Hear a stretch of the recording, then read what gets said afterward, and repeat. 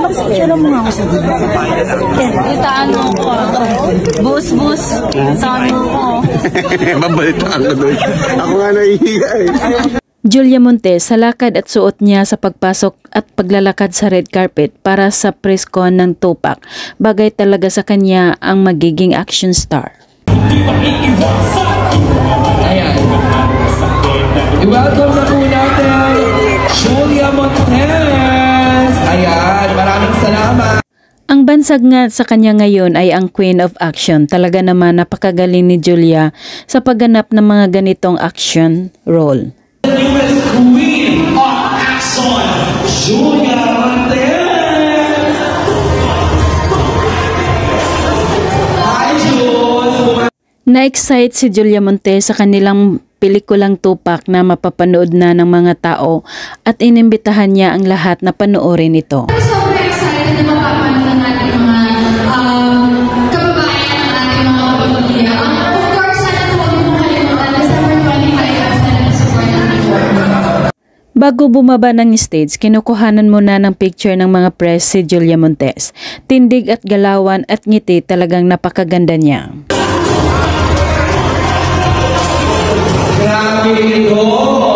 Ayan na po, nandito na sa black carpet ang ating Queen of Action. At syempre dumating din si Coco Martin para ipakita ang suporta niya kay Julia Montes at sa iba pang cast ng Tupac. At sana po, sa December 25, support ako natin, Tupac, directed by Jackson Mestre, bibidahan ni Arjo Tiger at Julia Montes. Maraming salamat. Ayon pa kay Julia, mas madali siyang tinutupak sa sarili niya kaysa tao dahil mabilis mainis at sensitive umano siyang tao. Kapag gano'n, so mas tinutupak ako palagi sa sarili ko more than sa tao. Kasi nga, mabilis akong ma-affect, sensitive akong tao. So, yun. Ang topa ko lang yan, sisimang. Tinanong si Julia Montes ng isang press kung ano ang naging reaksyon ni Coco Martin sa kanyang pagiging action star. Si Julia, anong reaction ni Coco na ngayon din Action star ka na. And syempre nga yung mga scenes mo nakakatakot, di ba? May mga Yung original manager ko.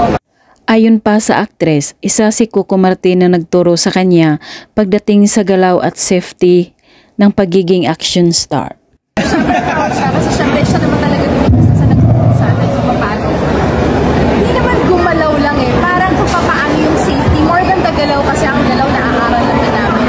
At dagdag pa ng aktres, sobrang proud umano si Coco Martin sa kanya at laging nagsusuportahan ang dalawa lalo na pagdating sa kanilang mga trabaho. kaya pinagbabawalan na gumawa ng action.